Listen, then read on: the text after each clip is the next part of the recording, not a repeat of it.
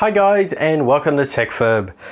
Today we're doing a few different things. So we're going to do a subscriber update, answer some of the forum questions I got asked as per previous subscriber update.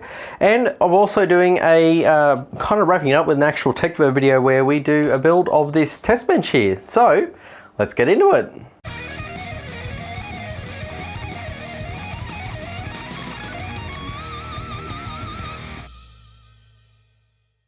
Okay guys, so subscriber update, not a whole lot to add from the last one. Just a couple of new videos went up. We had the classic build, the 2008 PC. That was a pretty fun video. I was pretty happy with how that turned out, so if you want to check it out, I'll make sure to link it in the video description below. We also had the i5 2400 review finally came out, so I was pretty excited about that. That video's done quite well. A lot of people have been waiting for that video for some time, so it's fantastic to actually bring you a Sandy Bridge review. So that's awesome. What else have we had? Actually, this test bench was actually featured in the last video, so this is pre it being upgraded. I've just finished all the work on it today. Now, I'll also answer the forum questions now for you guys. Okay, so the only question from the forum for the Q&A video came from the Hardware Sicko, and he asked me what was the specs of my first ever PC build. So I have a bit of show and tell for you guys. So you guys have seen this featured in some videos before. This motherboard, this exact motherboard, I'll give it a bit closer up on camera over there for you guys so you can see it. This guy here. This was the motherboard I used on my first PC ever. So it's Gigabyte GA G31M-S2L. Fantastic little motherboard. It was very entry level because I had an entry level PC. CPU I had was a Pentium dual core E5200. Now, unlike the Pentiums of today, back then the Pentium dual cores were still the same Core 2 architecture as the Core 2 Duos. They were still dual core, they just had a little bit less cache. But the one thing that Intel, I don't know whether they did this on purpose or it was just a complete freak accident they let it happen, but the frontside bus on that CPU was 800 megahertz, which is effective 200 megahertz on the motherboard's frequency. And why that matters is you could pretty much overclock that CPU on any main board. So you could bump I think I actually got the frontside bus up to 400 megahertz with that motherboard. And my Pentium dual core was running at 3.75 gigahertz up from 2.5, which is just for back then. Like, it is just mind-blowingly awesome. So it also had 2 gig of RAM. That was all it was. I think it was a single stick from memory. What else was in it? I had a NVIDIA 9500 GT, entry-level graphics card again for the time, and it had 512 mega VRAM, and it seemed to run everything well for me at the time. What else? Oh, it had a terabyte hard drive in it. That was like, whoa, back then, man. This is like 2008 when people had like 250 gig hard drives as a standard thing. SSDs didn't exist at that point, I don't think. Certainly didn't exist for the entry level or even mid-range at that point. That was, if it did exist, it was like super high end. Oh God, what else was in that system? Oh, I can't remember the power supply. I remember the case was an Antec 200 or something like that. It was a big ATX case. It was bigger than this one. It cost a lot of money and it'd be worth almost nothing these days because it was a terrible case design by modern standards. But hey, it got the job done. So Hardware Sicko, that was my PC specs. Thank you for commenting in the forum. And next month's Q&A I do in around somewhere in mid-April, I'd say. I'll probably do the next one. I'll put up a new Q&A post in the forums. If you guys want to head over to the forums, if you're not signed up, get signed up. Post whatever the question you want in there. I will answer it. I don't care how ridiculous it is. I just want to interact with you guys. I don't just want it to be a one-way, me sitting in front of a camera talking to you guys and then never get any feedback from you guys, because I don't want that kind of channel. I want, you know, a community with you guys. So that would be awesome if you guys jump on the forum, sign up, ask me questions. I'm totally happy to answer them. So yeah, now for the TechFurb video part. So it's this guy. I shall now leave you with the lovely B-roll of building this. and then we'll come back to me and I'll go over why I did what I did with this guy. Enjoy.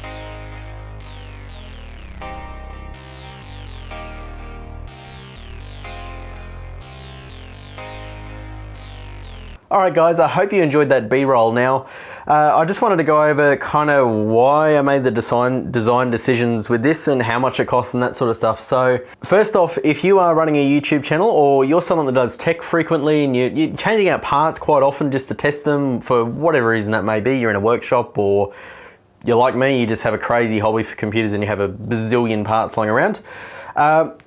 This guy, this entire build, ignoring any actual computer parts, just the encasing in inverted commas per se, cost me 10 bucks. Not joking, not exaggerating.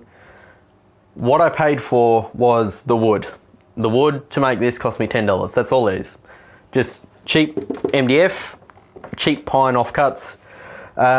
Just went to the local Bunnings, insert whatever hardware store for yourself in your local region. Bought the wood and just kind of slapped it all together, I guess. So the actual frame itself with the motherboard tray and everything, that came out of an old case. And basically how I got it out was with an angle grinder and I just cut all the pop rivets that are in the old case. It was like some really, really old ATX case. And pretty much I got the frame of it out and then was running with the frame frying. I just had like this hard drive bay was just kind of dodgily tacked onto the side and it was fine for about 6 months. And I just decided, you know what, I want to actually turn it into a proper test bench. So I'm clearly not a very good handyman. I don't know how well it's showing up on the camera, but it is a very, very dodgily built frame. Like none of this wood is straight. I don't think any part of I don't think there's one clean cut on this, but hey, it works. So basically I wanted to get it up as high as I can just because it gives it clearance so I can put stuff underneath if I need to. I had the hard drives mounted down the bottom because they don't really need to be up here. I've left the side completely open here for cabling and easy access. I didn't bother moving the power supply down even though I did want to, just simply because the mounting mechanism's up here and it's really kind of difficult to make your own without proper metal work or anything like that available to you. So that's why I went with that. And then as you can see, I've kind of dodgily just bolted on this little panel here so I can mount the 120mm rad that I use to cool the CPUs on this test bench. And that works quite well, by the way, guys. The small rad is effectively the same as like just a mid-range air cooler. So it does the job. It overclocks the Q6600, no problems. Pretty much any CPU thrown at it, no problems. And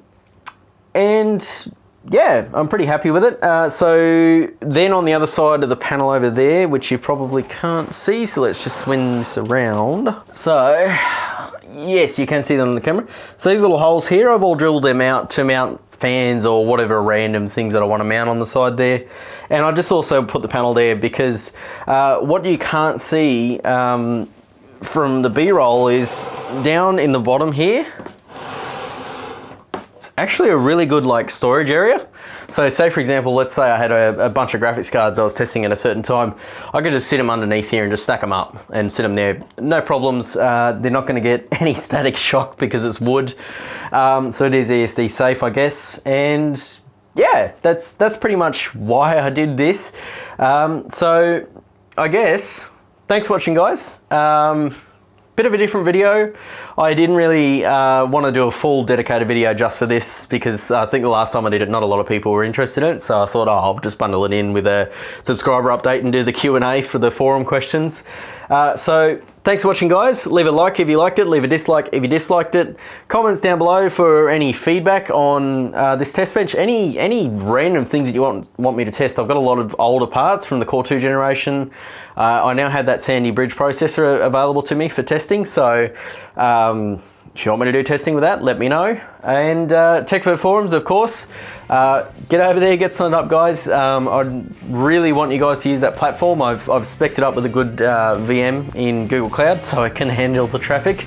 And yeah, that's all I've got for you guys. Thanks for watching, and I'll catch you in the next video.